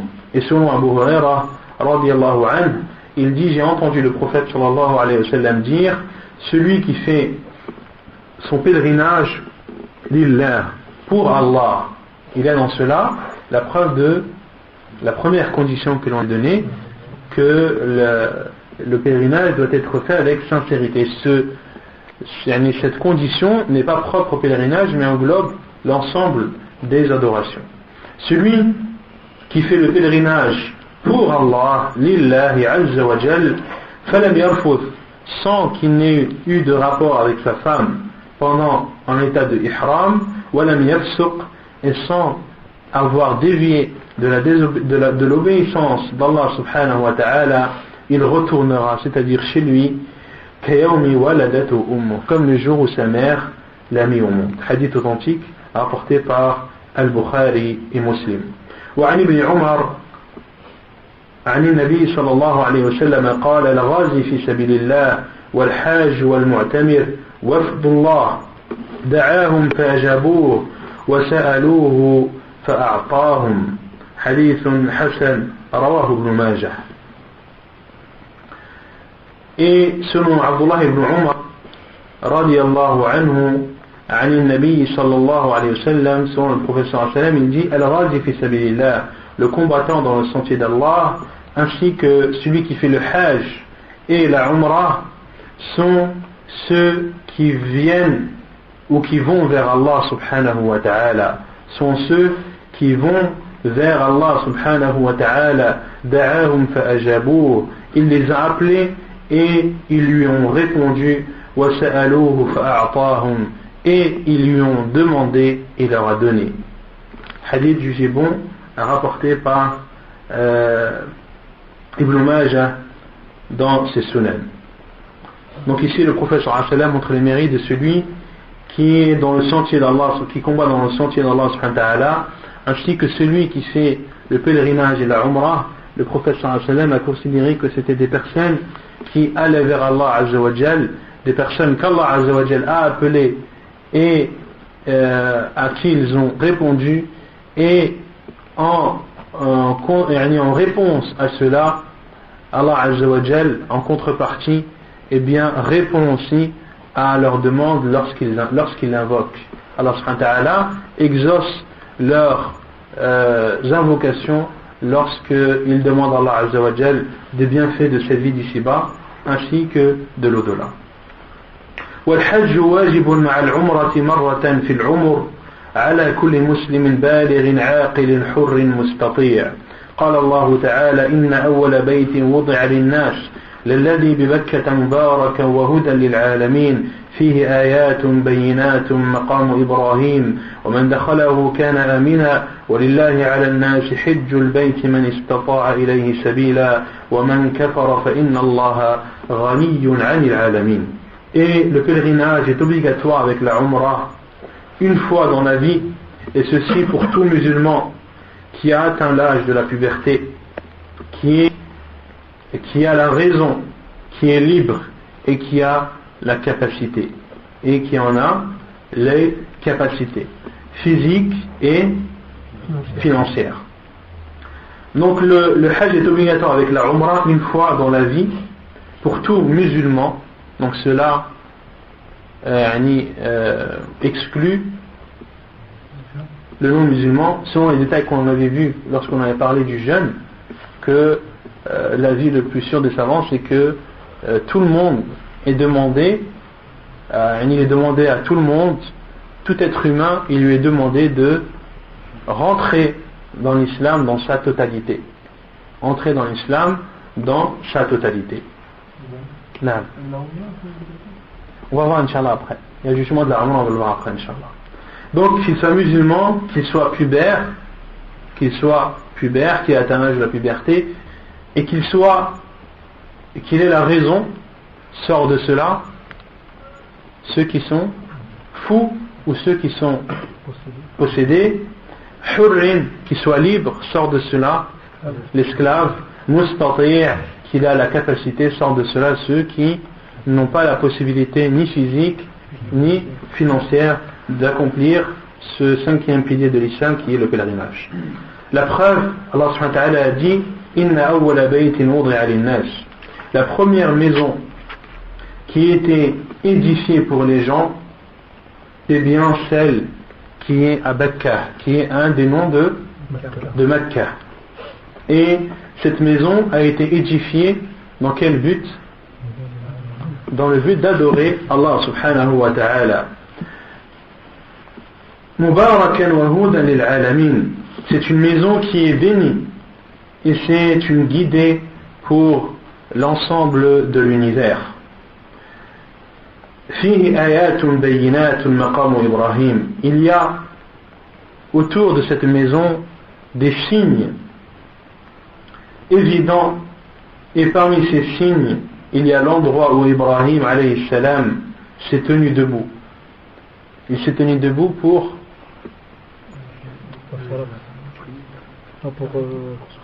lors de la construction de la Kaaba.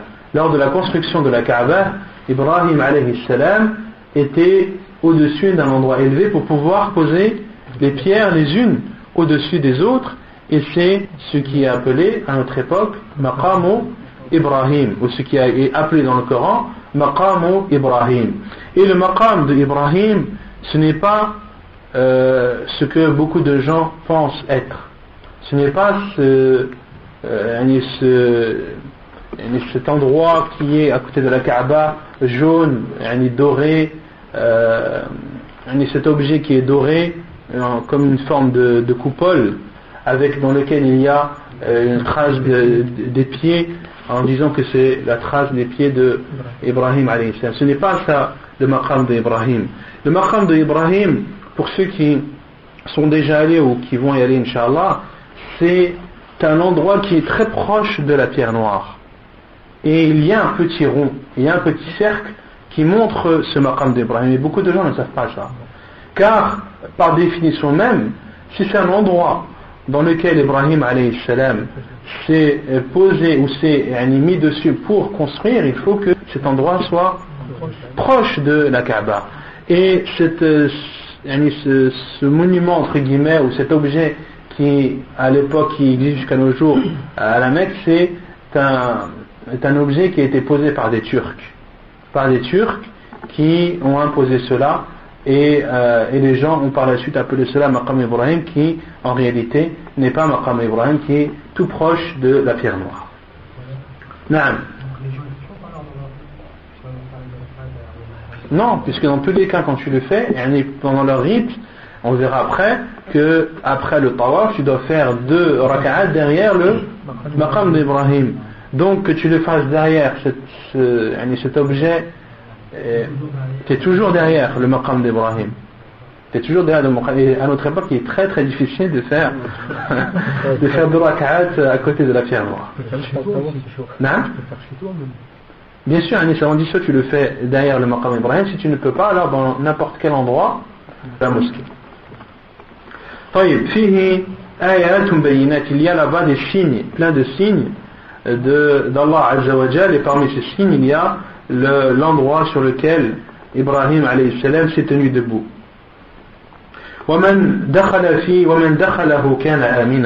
Et celui qui entre dans cette maison, celui qui entre à la Mecque et dans la mosquée sacrée de la Mecque, il ressent où il y est en toute sécurité. Il y est en toute sécurité, et ça c'est aussi un des signes d'Allah subhanahu wa ta'ala, le fait que le musulman se sente en sécurité et est serein lorsqu'il se rend dans cette ville la Mecque, et plus particulièrement dans la mosquée sacrée de la Mecque. Et cela fait penser à une parole de Cheikh Muqbil rahimahullah lorsqu'il était malade et qu'il s'est, durant les derniers mois de sa vie, lorsqu'il s'est soigné en Arabie Saoudite, Cheikh Muqbil rahimahullah était toujours escorté lorsqu'il était au Yémen de garde du corps, armés, etc. Lui-même, rahimahullah, était armé, même pendant ses cours, car le Yémen est un pays où les armes sont répandues et où Cheikh rahimahullah était détesté de beaucoup de sectes, parmi eux les chiites. Donc Cheikh rahimahullah était constamment en danger et il a été victime de plusieurs tentatives d'assassinat et de meurtre. Et Cheikh Muqbil rahimahullah disait, ou plutôt a dit quelques mois avant sa mort rahimahullah, que à la Mecque il ressentait une tranquillité, une sécurité qu'il n'a ressenti nulle part ailleurs, et qu'il pouvait se permettre de sortir tard la nuit, de faire son tawaf tranquillement en toute sécurité et de retourner à son hôtel sans que personne ne se soucie de lui, sans que personne même ne sache qu'il est sorti et qu'il a fait cette adoration. طيب ولله على الناس حج البيت من استطاع إليه سبيلا. Et c'est une obligation, c'est un devoir envers Allah pour les gens qui ont les moyens d'aller faire le pèlerinage de la maison, d'aller faire le pèlerinage de la maison. Et quiconque ne croit pas en Allah Azza wa Jal, Allah subhanahu wa ta'ala se passe largement des mondes. فَإِنَّ اللَّهَ غَنِيٌّ عَنِ الْعَالَمِينَ. Allah subhanahu wa ta'ala n'a besoin de personne. Ceux qui ne croient pas en lui ne font du mal qu'à eux-mêmes, ne font du tort qu'à eux-mêmes, et en aucun cas ils n'offensent ni ne portent atteinte à Allah subhanahu wa ta'ala, car Allah Azza wa Jal n'a besoin de personne et se passe de tout le monde et de l'univers. Et ici dans ce verset, Allah subhanahu wa ta'ala dit وَلِلَّهِ عَلَى النَّاسِ حِجُّ الْبَيْتِ, et c'est un devoir pour les gens de faire le pèlerinage de la maison. Et al-Bayt, qui n'est autre que la Kaaba, qui est la maison d'Allah subhanahu wa ta'ala, comme l'a dit Allah subhanahu wa ta'ala وَأَنْ طَهِرْ بَيْتِيَ لِلطَّائِفِينَ, et purifie ma maison pour ceux qui font les tournées autour. Comment comprendre ou comment expliquer le fait que la Kaaba c'est la maison d'Allah subhanahu wa ta'ala? Qu'est-ce que signifie la maison d'Allah subhanahu wa ta'ala? Non? Pourquoi la maison d'Allah? Non, les savants disent tout d'abord parce que c'est un lieu d'adoration. C'est un lieu d'adoration, c'est un lieu où chaque année les musulmans du monde entier se dirigent pour accomplir leur pèlerinage, mais c'est aussi un lieu vers lequel se dirigent l'ensemble des musulmans durant leur prière, car parmi les conditions de la prière, c'est le fait de se diriger vers la Qibla qui n'est autre que la direction vers la Kaaba, et la maison d'Allah subhanahu wa ta'ala. Comme Allah subhanahu wa ta'ala dit وَمِنْ حَيْثُ خَرَجْتَ فَوَلِّ وَجْهَكَ شَطْرَ الْمَسْجِدِ الْحَرَامِ, et chaque fois que tu sors, dirige-toi vers la mosquée sacrée. فَإِنُّمَا تُوَلُّوا فَثَمَّ وَجْهُ اللَّهِ, et quel que soit l'endroit où vous vous dirigez, vous retrouverez la face d'Allah subhanahu wa ta'ala. Donc, de se diriger vers la Qibla, c'est une des conditions de la prière. Et elle est appelée la maison d'Allah subhanahu wa ta'ala, car c'est une maison vers laquelle se dirigent les musulmans, comme je l'ai dit, pendant les pèlerinages, mais aussi pendant leur prière quotidienne. Et Allah subhanahu wa ta'ala associe à lui deux choses. La première chose, ses noms et attributs, ou plutôt ses attributs. Allah subhanahu wa ta'ala s'attribue à lui ses attributs et ses caractéristiques, comme par exemple al-sam'u wal-basar wal-ilmu wal-qudra, etc., etc., comme la science, comme l'ouïe, comme la vue, comme la puissance, etc., etc. Ce sont des caractéristiques qui sont attribuées à Allah subhanahu wa ta'ala, tout simplement car elles lui appartiennent. car elles sont à Allah subhanahu wa ta'ala. Quand on dit sam'ullah, c'est l'ouïe d'Allah subhanahu wa ta'ala. Quand on dit basarullah, c'est la vue d'Allah subhanahu wa ta'ala. On dit la vue d'Allah car c'est sa vue. Et la vue d'Allah subhanahu wa ta'ala, et les règles doivent être appliquées comme celles qui sont connues dans l'asma wa sifat, c'est-à-dire qu'on ne doit ni demander le comment, ni faire ressembler les attributs d'Allah subhanahu wa ta'ala aux attributs de ses créatures. Mais il y a aussi des choses qu'Allah subhanahu wa ta'ala s'attribue à lui. Et ceci pour montrer la grandeur de cette chose, pour montrer son caractère sacré et important. Comme Al-Bayt, comme la Kaaba. Allah subhanahu wa ta'ala dit wa tahhir baytiya lit-ta'ifin, et purifie ma maison pour ceux qui vont faire at-tawaf. Et Allah subhanahu wa ta'ala a dit ma maison pour montrer que cette maison, que la Kaaba est sacrée, que la Kaaba est immense, que la Kaaba est quelque chose de très important. De même qu'Allah subhanahu wa ta'ala a dit ou a attribué les mosquées à lui. Lorsqu'il dit وَمَنْ أَظْلَمُ مِمَّنْ مَنَعَ مَسَاجِدَ اللَّهِ أَنْ يُذْكَرَ فِيهَا اسْمُهُ. Et y a-t-il une offense plus grande que celle d'interdire les mosquées d'Allah afin que l'on y fasse son rappel? Y a-t-il une injustice plus grande que d'interdire à un musulman de se rendre dans les mosquées d'Allah? Mimman mana'a masajid Allah. Ceci pour montrer l'importance des mosquées, leur caractère sacré, et comme l'a dit le prophète sallallahu alayhi wa sallam, khayrul biqa'i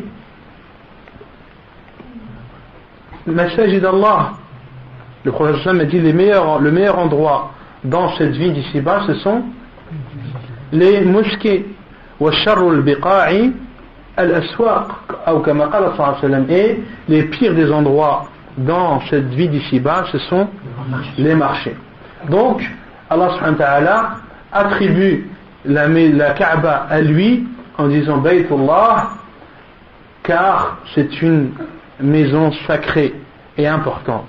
Et en aucun cas on doit comprendre de cela que c'est la maison d'Allah, c'est-à-dire l'endroit où il réside, l'endroit où il habite. Ta'ala Allahu amma yaqulu adh-dhalimuna 'uluwan kabira. Il est interdit de dire cela, car Allah subhanahu wa ta'ala est établi au-dessus de son trône, et qu'Allah azza wa jal est bien et le tout immense, et wal azim est immense, et de dire qu'il habite dans cette maison serait de le restreindre. Comment restreindre Allah subhanahu wa ta'ala à cette maison alors que son kursi wasi'a kursiyuhu as-samawati wal ard, son repose-pied est plus vaste que les cieux et la terre, que son repose-pied est plus vaste que les cieux et la terre. Donc on doit comprendre la maison d'Allah, une maison qui est sacrée, une maison qui doit être respectée, une maison qui a son importance chez Allah subhanahu wa ta'ala. ونكتفي بهذا القدر سبحانك اللهم وبحمدك أشهد أن لا إله إلا أنت أستغفرك وأتوب إليك.